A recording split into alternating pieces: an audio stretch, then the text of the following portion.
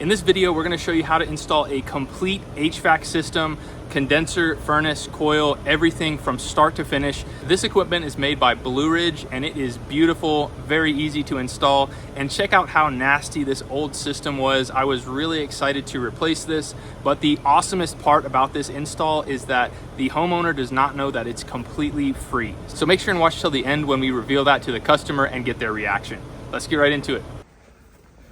Check this out. It's literally not even resting on the pad.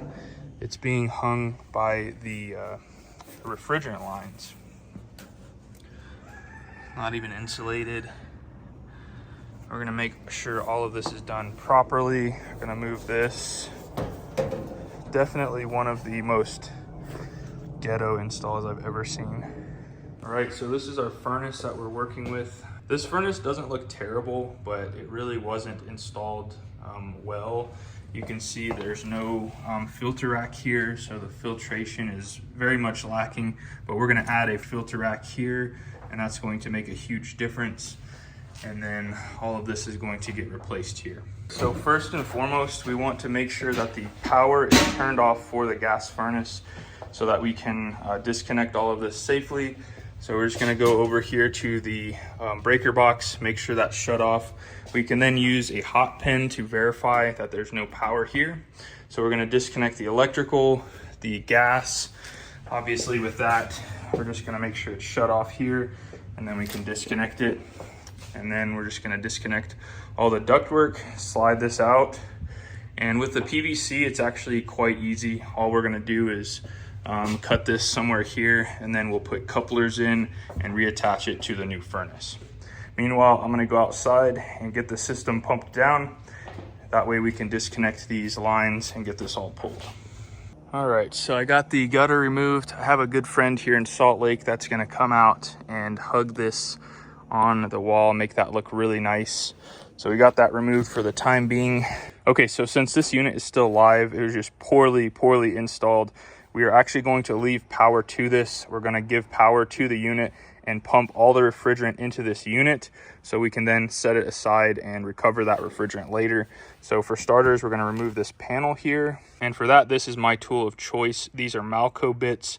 They are awesome. You can put them on a screw gun like this one and get really close. They make these in different lengths.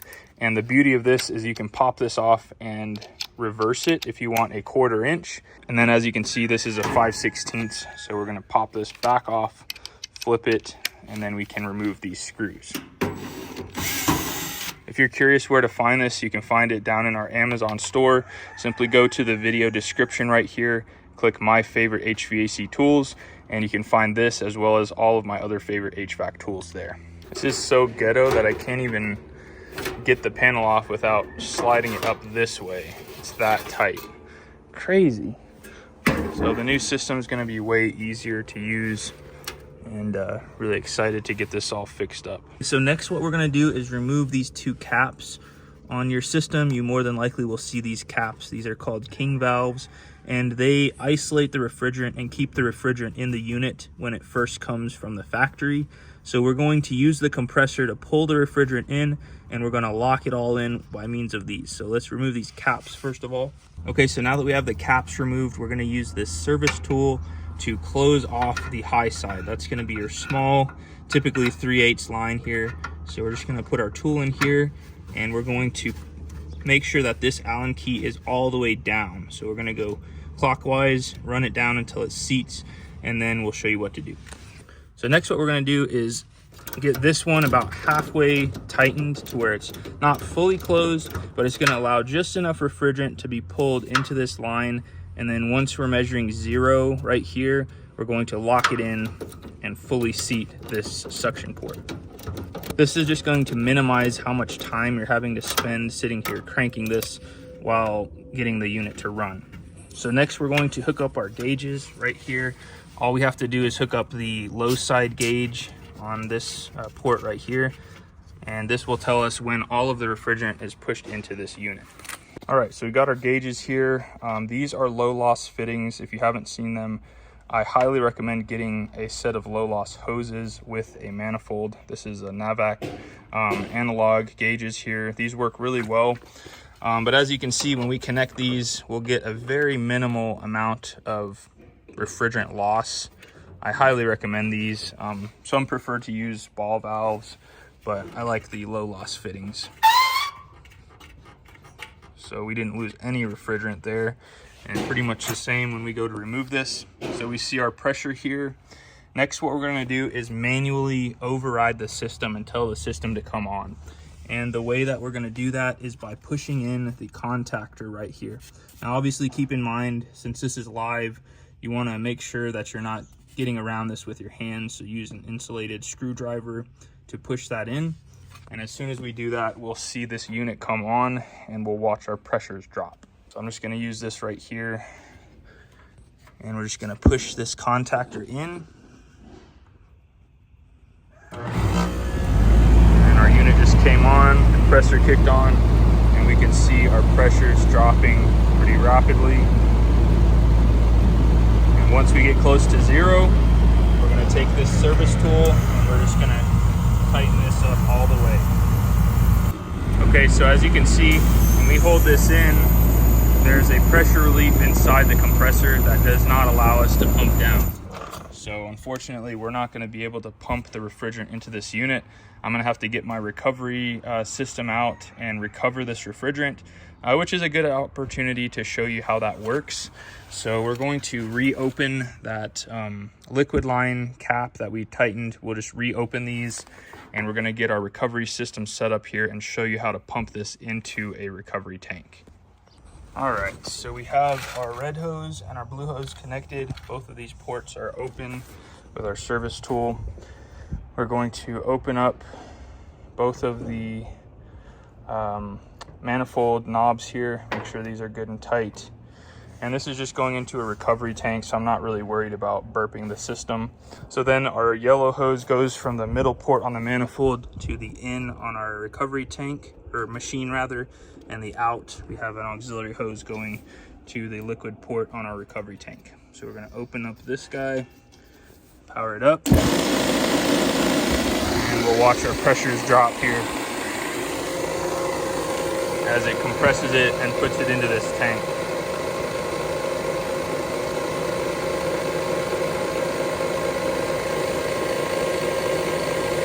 You can see the liquid flowing through our manifold. And this will just slowly drop. So once we get close to zero, we'll come back and we'll show you pretty much, we're just going to close that valve to lock everything in there, and then that's it. All right, so we are right at zero. So what we're gonna do is lock that refrigerant into this tank,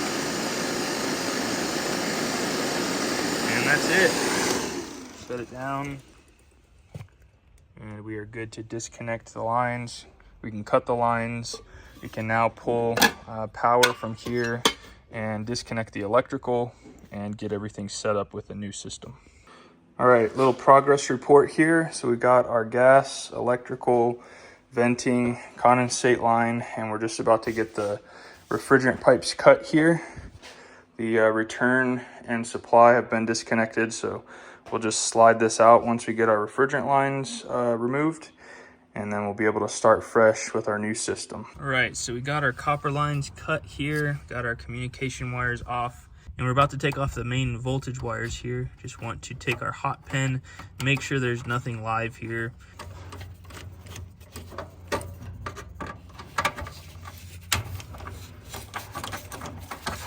And just FYI, does not matter on the polarity on this. The contactors are all the same, just one of your hots will go to one side and one to the other, and then ground to ground. All right, so we got our furnace removed. We have our new condenser set, which we'll show you in just a second. So we're ready to go ahead and cut the hole for our furnace filter for the new filter rack here, and then we'll set our new furnace in place and we'll go from there. All right, so we have our new filter rack marked out right here, and we're gonna cut this out. So what we've done is just used one of these. I have this in my Amazon store. It's a full taper bit kit, works really well. So we just did our starter hole, and then we're using the Malco turbo shears, and we'll go, as long as we're turning left around, this will work all the way around and make easy work of it.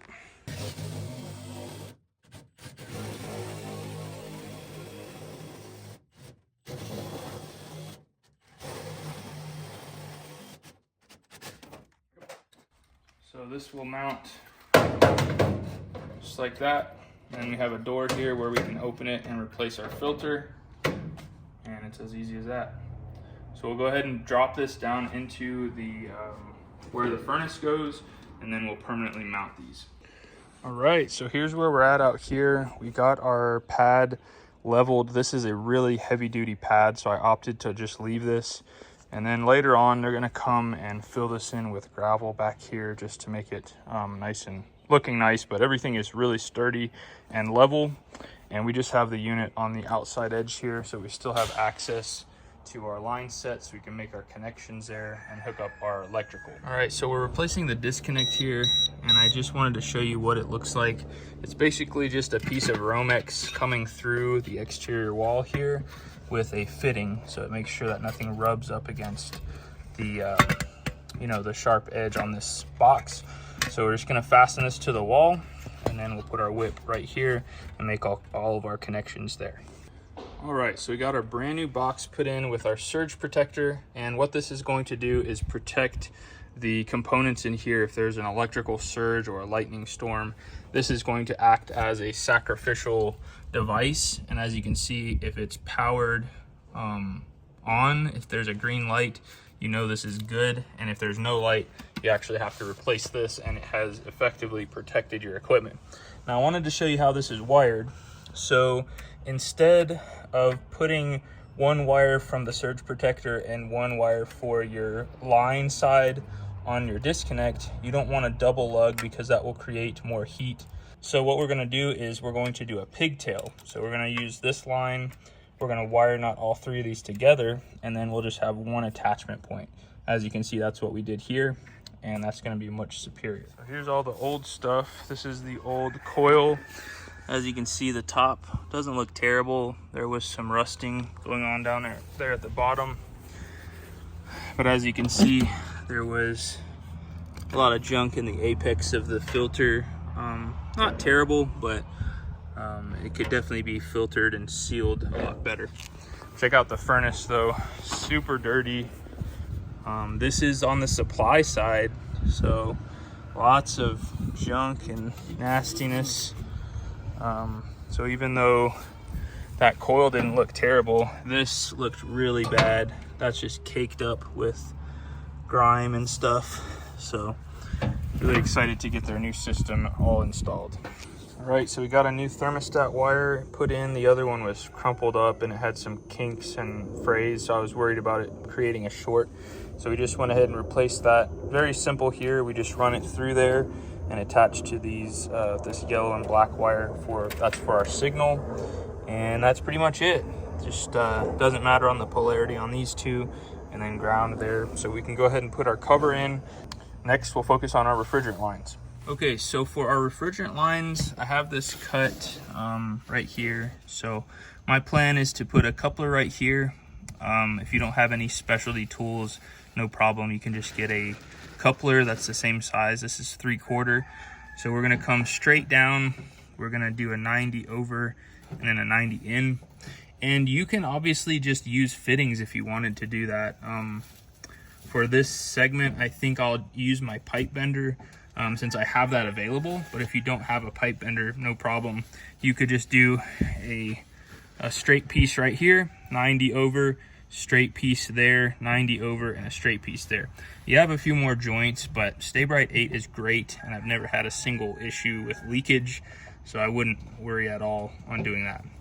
Okay, so we're using the Hillmore bender tool here, and we've already made this bend, but what I want to do is I want to come down and then I want to bend this way, but it's going to be close to this. So I'm going to see if I can make this work. Try and do a 90 as close as possible to this one here and see what happens. Looks like it's working pretty good. Okay. Not bad. Let's do a little test fit and see. All right, here's a little progress report. So we've got our brand new filter rack, furnace set, coil set on top. We just have a bead of caulk. We put a bead of caulk there, set it down, and that's it. That way you don't have to tape or anything. And then we'll get this sealed up, probably with caulking as well. And Terry is working on our transition. We'll try and show you piece by piece how this goes together, just so you can get an idea. I've done some in-depth tutorials on how exactly to build a transition, so make sure and go back and watch those if you want to see more detail. But we're going to show you his method on how he builds a transition. It's quite simple and easy to understand, and I think any DIYer can do that with some sheet metal and some S-clip like this. So pretty much the first thing is to make a nice clean straight cut and put S-clip on all 4 corners there, and then we'll start building our box. Okay, so this is our brand new sheet of sheet metal, and this is Terry's method. He will add a little bit of extra space so that he can trace this out and get exact cuts on his transition pieces. So he's got all 4 of these cut out, and let's show you how the first one goes in. All right, so the first thing we're gonna do is fold up the bottom edge. We're gonna use the 1/4 inch side of a bender tool. Again, you can find that in our Amazon store if you're looking for that. And next, we're just gonna hold this in place to where we have overlap on both sides of the top piece that we're trying to mate this with.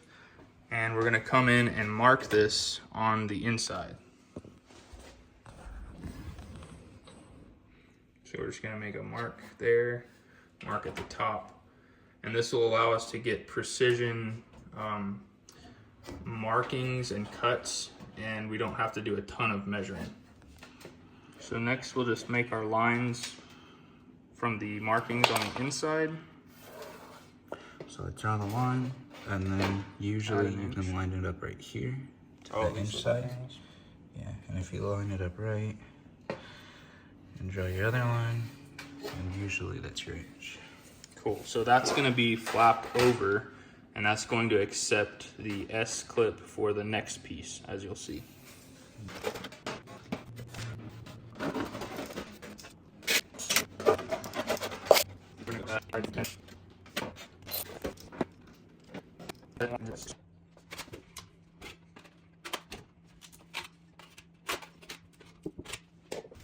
All right, so the back piece will fit just like that.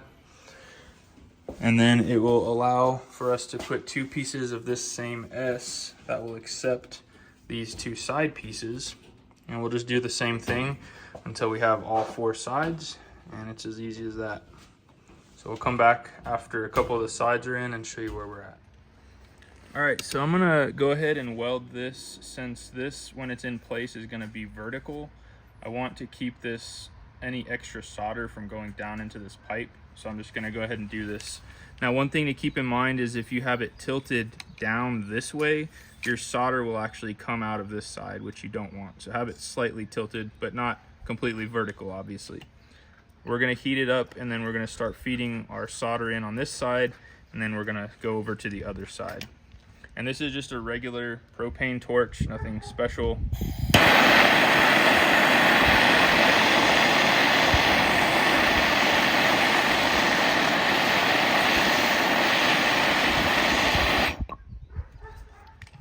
Go. Hop over to the other side.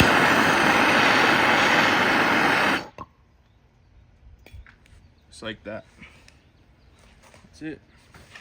All right, so we have our piece here that we just brazed this or soldered this piece on, and this piece will fit right in here just like so.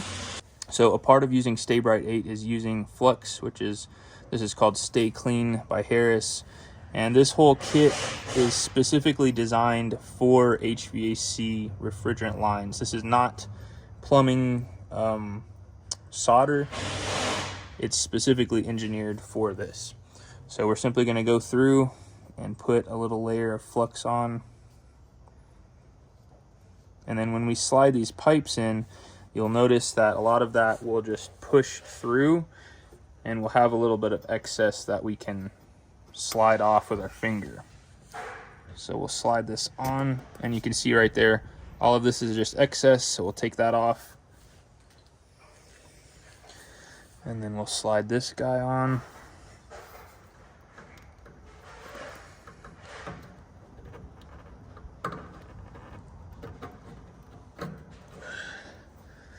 Just like that. Get any excess off here. Now we're gonna put a cool rag on this service port here, just to prevent any damage from occurring on this. I've done a lot of lines where I don't even put anything on there, and I've never had a single problem, but it's just a good practice to keep as much heat off of that as possible.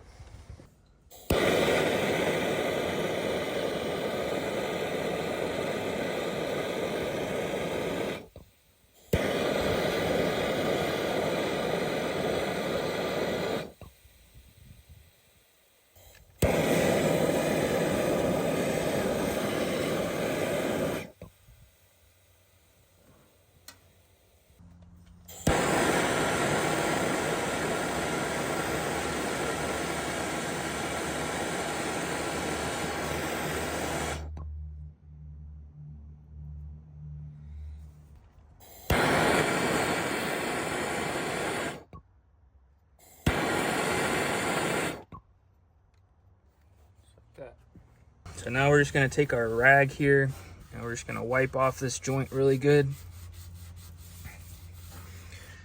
And we'll take our mirror and we'll get a look at the bottom here. Just want to make sure that goes all the way around the joint and that there's no gaps. Everything looks really good on this one. And then let's check this one as well. Yeah, everything is sealed up. But we'll get this one cleaned up as well, and then we'll move on to our liquid line. All right, so here's a little progress report. So this is what our transition is going to look like. And if there's little gaps like that, no problem. We can tape around them, or you could also pookie the inside if you want to, or we can also use clear caulking, which is probably what we'll do with this. So the last piece we'll just pop on right here after we seal the inside. And then we will work on the refrigerant piping in here next, and then the venting. So out here, we're on the home stretch. So we have our electrical completely done. We have the refrigerant pipes completely done. This is all insulated, and we have this sealant that seals the penetration there so no bugs or anything get in. And that's pretty much it out here. So everything else is gonna be done inside. And then once our refrigerant pipes are connected, we'll pull our vacuum and let the refrigerant into this system. Now, in case you weren't aware, all of these systems come pre-charged with refrigerant. And basically, like at the beginning of the video, we said we had these valves holding the refrigerant in. So that's how they come. And once we have the vacuum pulled from this point back, like the evaporator coil and the line set, we'll then open these, unthread them, and that's going to allow the refrigerant to go in. Now, these typically come with 15 feet worth of refrigerant, and then anything after that you need to weigh in 0.6 ounces per feet, or you can just charge it by subcooling if you have the means to measure your subcooling. All right, so all of our joints are done inside at the evap coil. I'll show that to you in just a second. We just hooked our blue hose up to the suction port, and we are just doing a pressure test. So we've got just about 400 in the system, and we're gonna let it sit there and make sure that we don't have any pressure drop. So once that stabilizes, we'll go ahead and turn this off, and we'll wait for that to stabilize and see where it stabilizes at, and then we'll check back in about 10 minutes and make sure that we're good. Well, let's show you the evap coil, how everything turned out in there. Now, I will add that this step is not 100% mandatory. I believe you can get these for about 10 bucks a day from Airgas to rent them. So it's super cheap, and then you can just bring it back once you've verified that you have everything sealed up. Now, when we go to do our micron test and our vacuum, that's also going to verify that there's no leaks, because if there was a leak somewhere, we wouldn't be able to get down to like 500 microns. and we'll show you that in just a minute. All right, so in here we have our suction line. So we ended up with a coupler here and a street 90 that goes straight in. And then down here we just did a little offset thing here and soldered that in so that we have room for our intake pipe for our 96% furnace. So everything is done in here. We'll go ahead and wrap this up, and then we'll get our vacuum pulled and start buttoning up the other things like the gas, electrical, and this venting. All right, guys, it's been a solid 10-15 minutes. We're hovering right exactly where we were. So we're gonna turn our nitrogen off, and we'll go ahead and purge this line and get it disconnected from our nitrogen tank here. And then what we're actually gonna do is put our Schrader core tool on here, and we're gonna let all of this out at once instead of slowly. And that's gonna purge if there's any contaminants in the line, it'll kind of flush anything out. Okay, so we have our Schrader core tool on. Our core is still in there. So we're gonna thread this in. We're actually gonna pull this piece about halfway, just like this. And then we're going to thread this on. Now, when I go to clip in, I'm gonna find where there's a little ridge here, and then I'm gonna push in, and that's gonna clip into that Schrader core. Now, sometimes you have to use both hands because otherwise the pressure will push this off. Okay, so now that we have the core threaded out all the way, we're gonna close this off and just verify that our core did actually come off. So we're gonna slowly unthread this, just like that. And our core is right there. So we can now stick this to the top of the unit, and now we can let all of this pressure out at once. So I'm just gonna get on the other side here and open that valve all the way.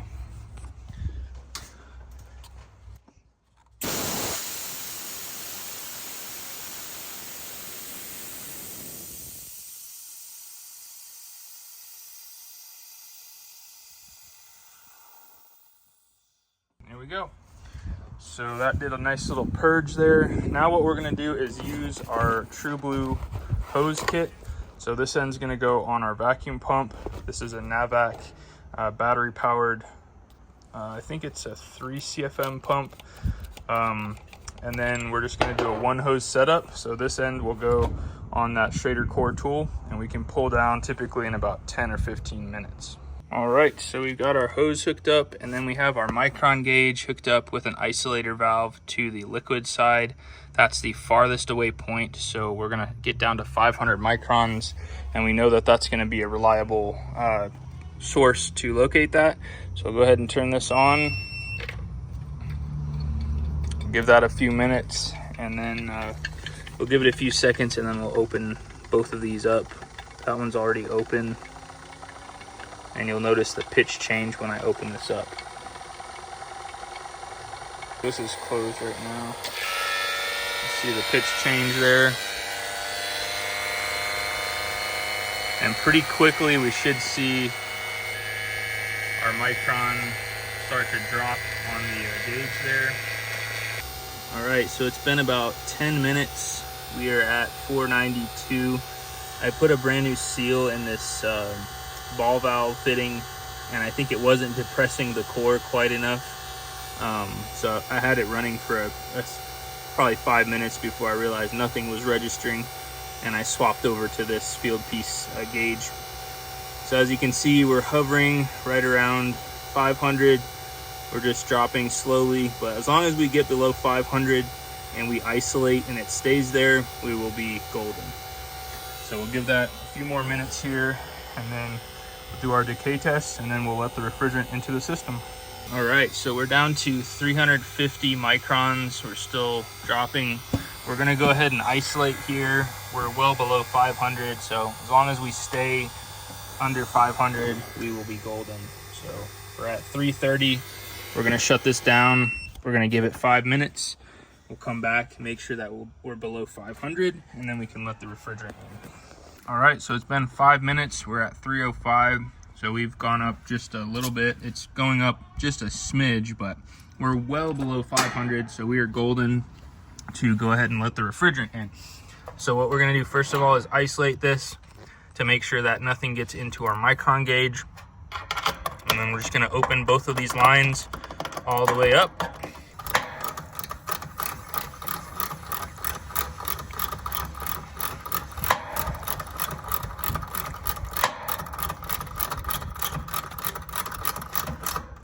Okay, that will seat on the back end. As you can see, it's fully opened. Go ahead and throw our cap back on.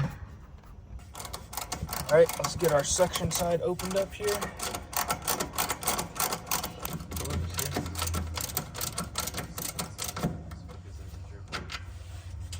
Okay, so now that our vacuum is pulled, all of the refrigerant is in the lines, we have our cap tightened, we're just gonna put our Schrader core back in. So I wanna show you how easy this is. So we'll slide this in, tighten it up. And then as soon as we open this, you'll feel resistance here. So we'll need to use one hand to push it in and the other to tighten. And as soon as we feel resistance, that means that this is fully seated. Right there. Okay, now we'll close this, slowly let off on this, and then we'll slowly open it to verify that the Schrader core is working. Just like that. So we can take this off, and then we can take off, and then we can take this off as well.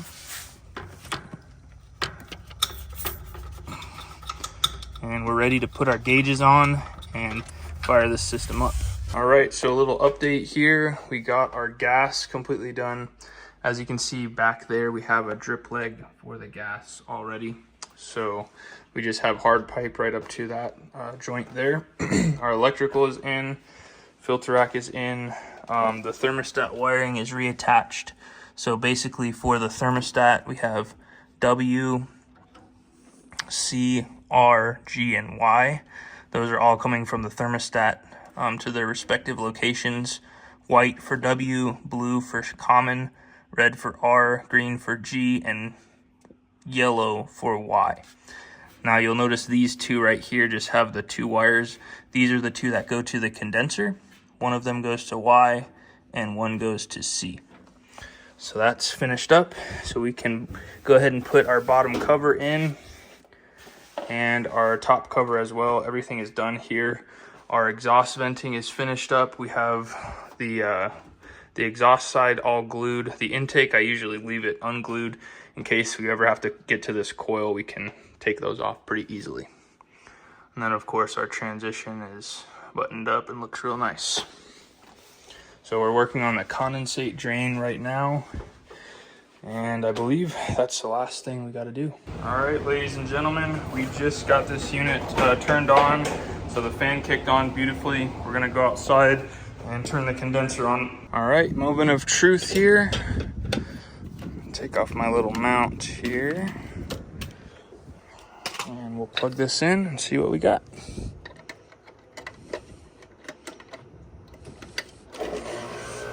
There we go. Sounds great. All right, guys, we just got this up and running. As you can see, it's only 73, so our pressures are gonna be pretty low. And we're right at 15 feet, maybe a little bit more, but not even enough to add any refrigerant to this. As you can see, we're hovering right over low 40s on our saturated temp there, and then about 250 on the high side. So our pressures are right where we want them to be for the time of this temperature outside. So everything is running beautifully, super quiet. I can't even really hear the compressor. I mainly just hear the fan blowing, and we're pulling out tons of heat, and our suction line is nice and cool. What a night and day difference from this unit that was here before. We'll get everything cleaned up around here and show you the final product, but it looks so much better than it did. I'm so happy that we were able to do this and get them a new system that they won't have to worry about for years to come. All right, guys, here's the finished product. So we have our beautiful filter rack there that will support a 1 or a 2-inch filter. And then we have our brand new Blue Ridge 96% gas furnace. We have everything vented. We have our brand new transition there, and our line is nice and insulated with our filter dryer right there. Everything turned out beautiful on this, and really excited to show the customer their new HVAC system. So what we do is we document the whole process, installing everything. So we had our cameras set up all day. And because people view it, this company actually sponsors, so they send the equipment out and they actually pay for the labor and everything. So this whole install is completely free. There's no charge to you guys. That's great. This is probably a $15,000 job if you were to just have somebody come and Seriously. do it. Wow. That's awesome. Well, thank you. That's so awesome. I appreciate it. Oh, that means the world to us. We're expecting twins. Oh, And awesome. yeah, so we didn't know how we were going to be able to afford this and everything that's to come.